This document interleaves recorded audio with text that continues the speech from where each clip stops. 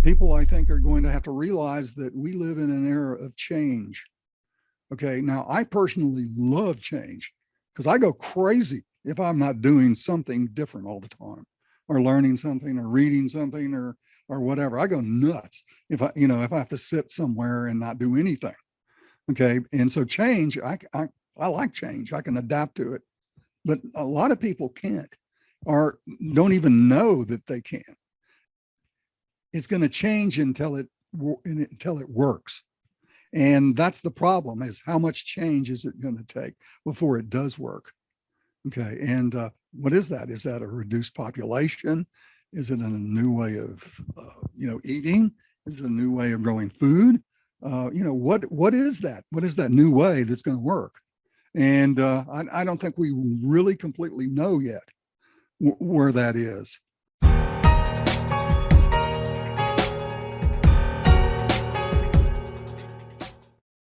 And good afternoon, everyone. Today with me, Dennis DeLaurier. And then greenhouses and getting out almost instant gardens by putting grow bags together. So that's what Dennis decides about. Me, I'm going to dovetail into that with the fertilizer and the herbicide shortages, where we're going with planetary alignments that are going to cause magnetic disturbances on our planet, i.e. more volcanic eruptions, stranger weather with jet streams, cloud cells. So hopefully, today's talk between he and I will give you some really valuable information in terms of getting ready. And remember, if you want to go to TheGSMPrepper.com, and remember that GSM's grand solar minimum. So Dennis, I appreciate you spending your time. But everybody's going to have to pitch in. It's kind of like when I look back on my grandparents and my great grandparents. Okay, is my grandparents, they had a garden, they had a cistern. Now, this is in modern times with telephones and electricity and gas and everything else. Okay. But they had a cistern. They had a pig. Okay. They had a garden. They had chickens. Okay. They had a big black 35-gallon old pot that they boiled water in with lye soap and washed all the sheets and everything in, and the underwear and everything. Okay. They had a wash tub. Okay. Well, none of that took electricity. Nothing. Okay, so you could get your water, you could grow your food, you could get your eggs, and you could eat a chicken every once in a while. And you had a pig. And by the way, my grandfather also had a smokehouse. Okay, so he had smoked ham and bacon and stuff like that. Okay, well, that was my grandparents. Now, my great grandparents, it would have been worse. Okay, they would have had to live in a world where their grocery stores didn't have much, Frontier stores. Yeah, frontier stores. You absolutely had to take care of yourself. You had to have good water. You had to take care of your health. You had to make sure you didn't cut yourself. And if you did, you did something about it. There weren't hospitals and ambulances and 911 and police protection and stuff like that. Well, we may go back to that. Okay, so that's how you need to think about what's coming. Okay, and all that can be mitigated by community. That's the answer. And if there's no community, then you're on your own. And boy, that's tough. That's tough to do on your own. Okay, I don't see a lot of people. Now, most people don't have the, constitution or whatever, the fortitude. That's the word. And they don't have that. It's lost. Okay, we've lost that. We walk around and run into telephone poles with cell phones. Okay, that pretty well sums up society. Okay, we've always had grocery. I mean, I look at myself. I can't remember when there wasn't a grocery store. Okay, I can remember when we had crank telephones, but I used to get sent to the grocery store on my bicycle to pick up stuff at the grocery store. Okay, so I never lived in a time when everything you had to do was for yourself. You have to do it yourself. But I look back on my relatives. In South Dakota, I had relatives that were farmers. Okay, I saw how they grew things, how they did things. I saw my grandparents, how they did things, and I learned from that. I remembered all that. Okay, and we didn't have pesticides or Roundup in the garden. You went out and you weeded the garden, and if there were bugs, you picked them up and you fed them to the chickens. Okay, So I don't know. Anyway, that's, like I say, I think what we're seeing coming with shortages, I think, a lot of those are man-made. We're inflicting it. We're shooting ourselves in our feet, in our foot. Okay. And a lot of this stuff. Okay. And a lot of it is going to be because of the grand solar minimum cooling and other things like, our magnetic poles shifting and weakening, and, our jet streams going nuts and all that other, all the stuff that we could spend another 3 or 4 hours talking about if we wanted to. And yeah, I see fertilizer and weed, things that you use for weeds is, I guess there's was there pre-emergence type things you can spray, that kill things as they just pop up, and all these other That's all things. Roundup Ready GMO type of thing. You're talking Yeah. pre and post emergence there. So that activator, that enzyme activator that's inside, like Roundup, for example, those seeds are targeted for. And this is the thing, again, this could be the wild card here. Getting the seed in the field to grow it on what we consider a seed in the field. But a lot of those seeds going in on the mega biz there, on the agribiz that has, 100,000 acres, 50,000 acres, 17,000 is a small farm. Yeah. They're using GMO activated ready seeds. So if you don't have that Roundup, those seeds don't activate. So you might have all the seed supply in the world, but if you don't have the chemical to activate it, then, we're talking to a whole nother level up here of crop losses. Yeah. Or I shouldn't say losses, I should reduce yields would be a better term. Yeah. Yeah. I'm sure some of that'll come up, but not as much as it used to. Oh, no, not even close, because they use it. And then the weed suppression on that and the pre-emergence, what you're talking about. Right. Who knows what's going to happen moving forward? Because it seems like the USDA is pushing farmers from chemical fertilizers to manures and different kind of compost. Well, that's already been kind of sourced out. There's really nothing left. No. Yeah. And I'm trying to get some compost and things like, 20, 40 tons. And I'm having a little difficulty sourcing that. And then you move right over into the herbicides, and they want to have everybody kind of shift away from the Roundup and the Accent Q, and those other things are going real low right now, into those different group chemicals and try to mix them to get the same effect that Roundup would do. Because, those other group chemicals, if you don't know, they only affect a single metabolic function of the plant. So some will inhibit chlorophyll production, others will inhibit amino acid production. So then the way you mix the chemicals too, you need to mix them in a certain order, but then you're going to have to reapply because they're not as strong as things like glyphosate. So when they start to do, the US, and then they're saying you can only do it on small weeds. There's no more large weeds. Before they used to broadcast on large weeds too. They're like, you have to pre-prepare your fields, go in and knock out all the large weeds first, then come through and then apply sparingly, no less. Yeah, exactly. So how much extra fuel and time is that going to be for a farmer with, 50,000 acres to go through and knock down the large weeds that they're going to be planting in areas when they used to just roll through and broadcast spray across the board there. So now the USDA wants them to go target the larger weeds that were left over, or, ironweed, for example, is a super rough one to get through, and go cut those down first, whatever method you use, and then apply versus just applying. Because large weeds they're trying to retrain farmers' brains that large weeds you can't do anything with small weeds only. And you got to play chemistry set and go mix a bunch of stuff to try to replicate what glyphosate did. So even this first year of trying to figure this whole mix out of the ratios, what types of, because grasses, again, most of those group chemicals aren't specifically targeted for grasses. They're more, those leaves with big leaves on them, broad leaves. They're not grasses like you're talking about, straight up and down grass plants. Right. So there's going to be a lot of mixing and matching and learning curves and mistakes and finding better ways to do things here as we come through this first year. But I think hopefully they would have figured out the efficiencies and gotten it wired down by year 2, which is 2023. If you're going to look there, the news landscape, I'm going to give you a specific word here. Look for the word anhydrous. You've probably never heard that word before. A lot of you out there, it's a type of fertilizer, and urea. These are going to start making the mainstream MSNBC news conversations here. Coming up at the end of the month into February, right when everybody's getting ready to plant. So how long is it going to be before the fertilizer shortages hit the mainstream news like MSNBC, and mom and pop and mama bear understands that, food prices are going to double again. And wait, then that might not be available. And we're going to get a lot of reductions here from not a lot of fertilizers. At what point is that rollover panic point going to hit where suddenly, it's regular shopping. And then within a week, the stores are stripped because everybody understands you get it now because you're not going to get it later.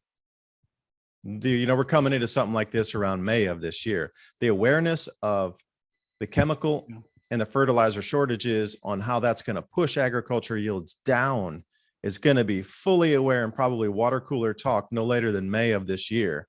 And then how will that, shift society in the way people behave? I don't know. Well, there are some carryover stocks, but how much can you dig into those before you just drive prices to the moon? Are you talking $20 corn? Well, I think we're going to places where we've never gone before.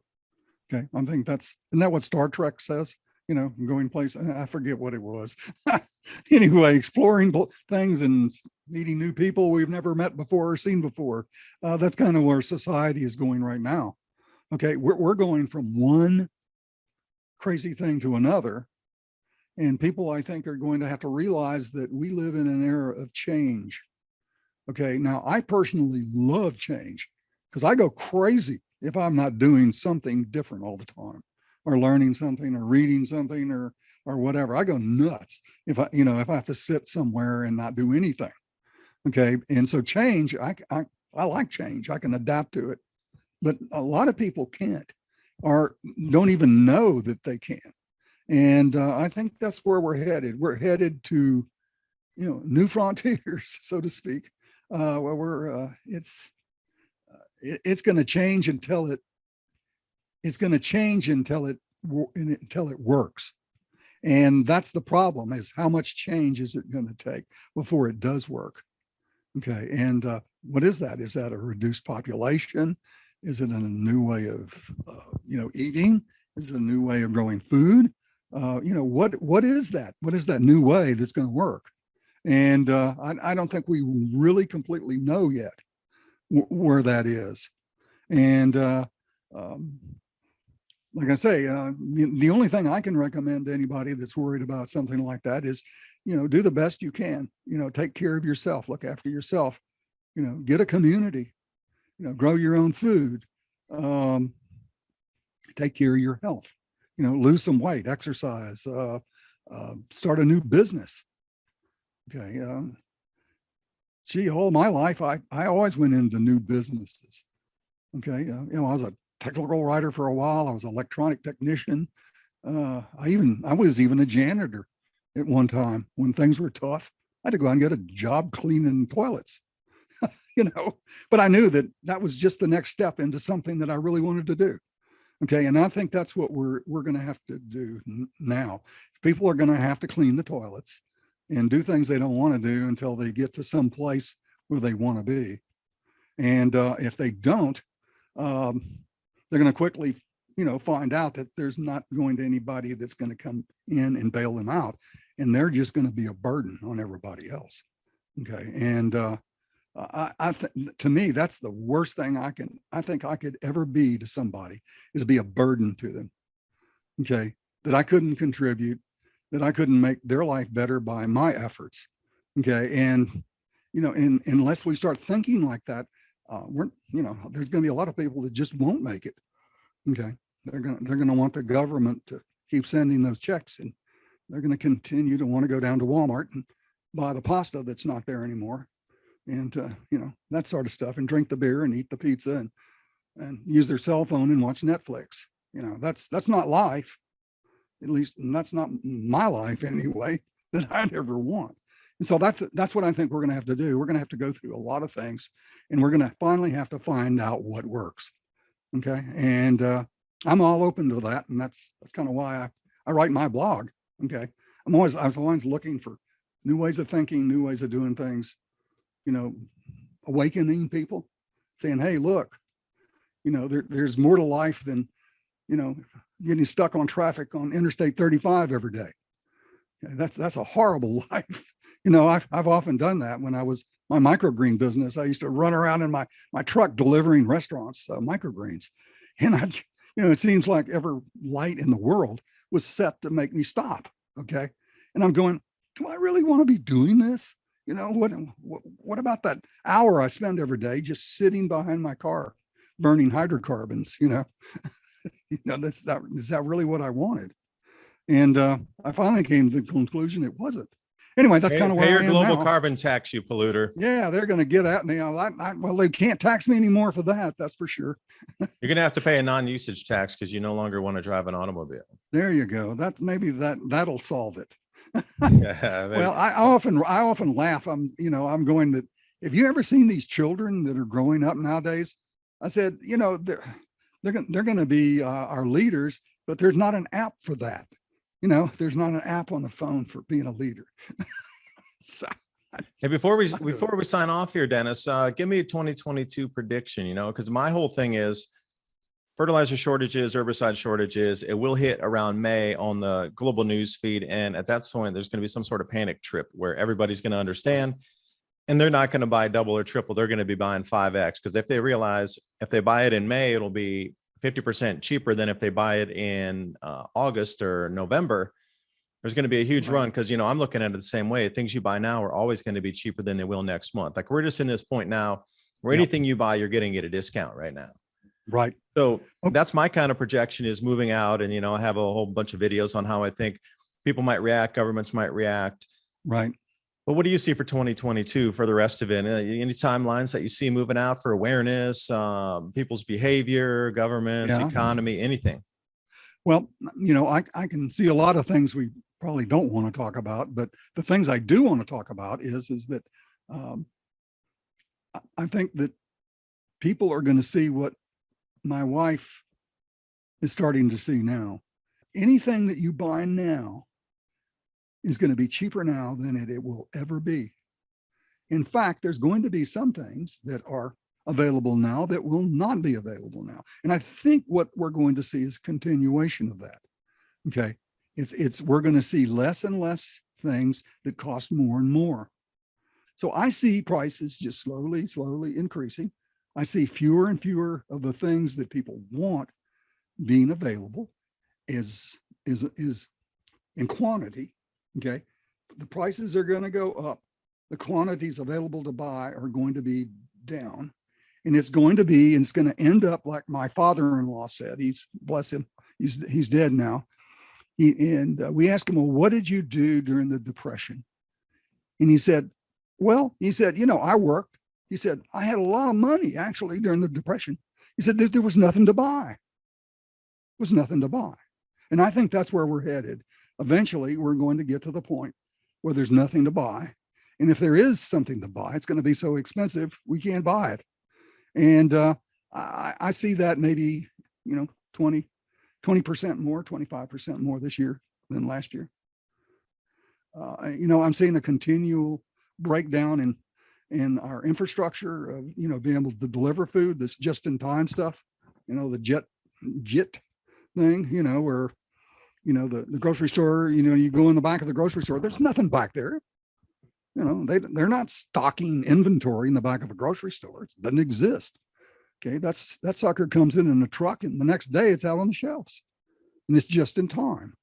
And so now the just in time isn't, I don't really know why I can't buy pasta anymore. Why it's off the shelf almost. There's none there. And the guy what if you go and talk to people that work there, they say, well, the truck just didn't arrive. The truck didn't arrive with the food. So there's no pasta out there. So what's causing that? Is it infrastructure? I got an answer. Yeah. Okay. 40% reduction in durum wheat production this year globally. Yeah. So the demand has far outstripped the supply. I mean, carryover stocks are long gone. It's like what they grow now for durum wheat is all they get. So it's really hard to get accurate numbers because they don't want to put that kind of negative news out. But let's just say 40% global reduction in durum wheat this year. So if it's like that this last harvest season, and we're coming in with less fertilizers, less herbicides, you can almost forecast out that next year, there's even going to be less durum wheat than there is this year, which was already 40% down. So knock another 10% off, let's say half. At that point, you really do get into a premium market where those durum wheat that you talked about in reference that are in the nice pretty boxes and the harder pastas, different colored, more deeply rich colors from the grain that you would get in that kind of cellophane wrapped pasta. You can definitely see the coloration difference. It's all going to be premium pricing. So you either buy it at a higher price or you don't get it, but it's going to be, again, offered to the highest bidder, the premium price. And a lot of people are going to get priced out of the market. And if you can't get the, $5 couple pound of pasta in the regular cellophane, then where does that leave most people? Rice. Are we going to go back to the ancient grains, amaranth, spelt, millet, sorghum? Oh, wait, you can't really find that. It's not such a quote unquote commercial crop where you're just going in buying bags of millet. When's the last time you were able to go into a store and get a bag of spelt or a bag of millet? Yeah. Nah, it's harder to find. You can find it. It's not unfindable. No, it's not at grocery stores much. Might find a little bag of it somewhere.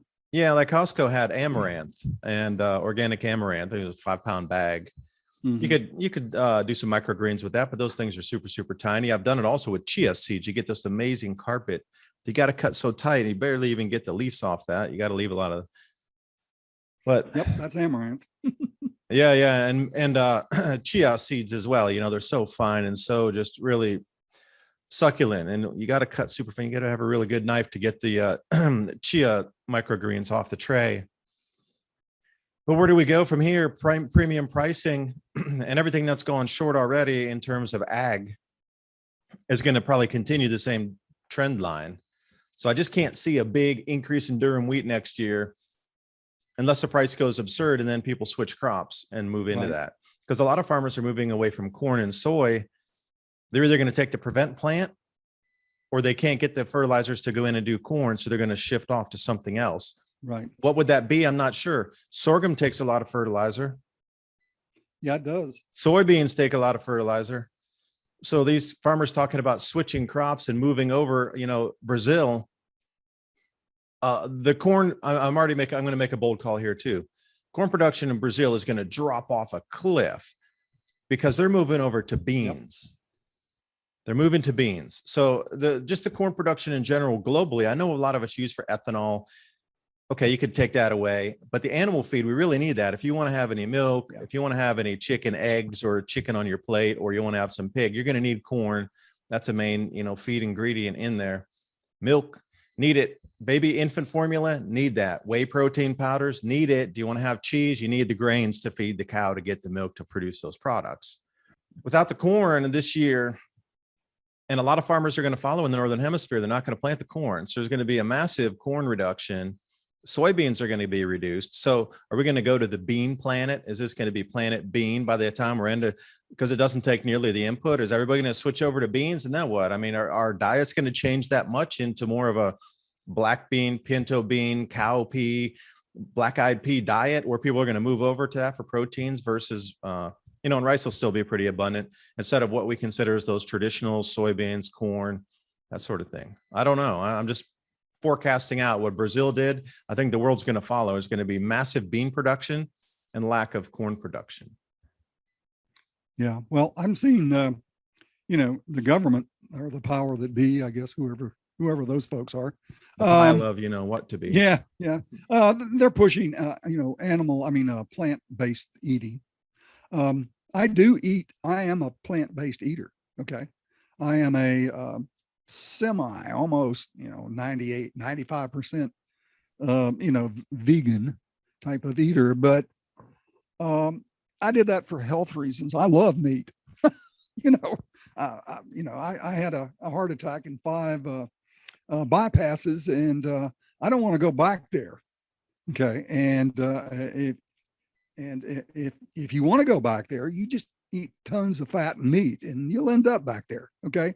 You need a balanced diet, and a lot of people don't. So I think you're right. I think we're going to see a lot of protein from things like you just mentioned. Okay. As food, and it's going to be processed too. You're going to have your burger, your veggie, whatever, breakfast, your veggie milk, your veggie, God knows what. Okay. And it's going to come from things like that are easy to grow. And, here in Texas this year, we grow a lot of spring wheat. I guess they plant it in the fall and it comes up in spring. Well, yeah, and that's in West Texas this year. It came up and then it froze. you know, there's been and I see Canada going offline pretty soon. They had cold and drought and rain. I mean, they had it all, which is typical of a grand solar minimum. That's why people don't know what's happening. And then they'll say, "Oh, it's hot," or "Oh, it's been cold," or "Gee, it's been rainy," or it's been a drought. Well, yeah, that's what happens. That's what John Casey said it would happen.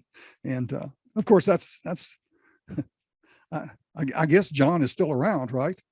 I've been trying to contact him. I haven't had any success in the last couple of months. I really miss him. I think he was a wonderful fellow. And I just loved listening to him. It's just good common sense guy, an engineer. So, but no, I think that's where it was going. You're right. South America, Brazil, and all that. They've had some really bad problems. And I guess Australia doesn't even export wheat anymore. And we've had, like you say, the Durham wheat problem. And as things go crazier and crazier, the further north you are. And, I kind of wish we would have global warming. I'd take that any day over global cooling. Okay. And, we have been warm for, we live in, what is it, the Pleistocene ice age, and there's warm periods during it. And we've just coming out of that, and it was wonderful. We fed 8 billion people. You could grow food far, far north than you could, 100, 200 years ago. So global warming's been great. Okay. And, CO2 is plant food. I can imagine what your farm would look out there, David, if you could double your CO2 out there in the field. Wouldn't that be great? Or triple it. Oh, golly, or triple it. Yeah, but they want to put $1 billion machines out there and suck it up and bury it so you can't use it. Which is I'll take it. Just put that machine next to my place and just dump it over here. Yeah, and dump it over in your farm, right? Yeah, that'd be great. So anyway, I don't know. I think the world's gone insane, and I think it's planned insanity. Okay, I don't think the world has really gone insane. I think it's packaged insanity. Okay, and we live in a world of change, and so the more insane you can make it, the more stress is put on people. I don't know what's going to happen, but I know one thing: we better get ready. I know that much. I hope you got something out of our conversation here. I've been talking with Dennis DeLaurier over at TheGSMPrepper.com. Make sure you go over to the site, see what kind of information's there that's usable in your life and mine, and how do we, get ourselves more ready for these changes.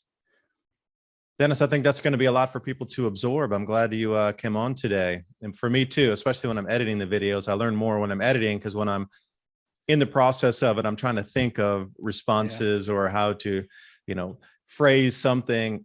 So listening to it as a listener is a completely different experience. So I'll be taking notes myself as I'm editing through the videos here.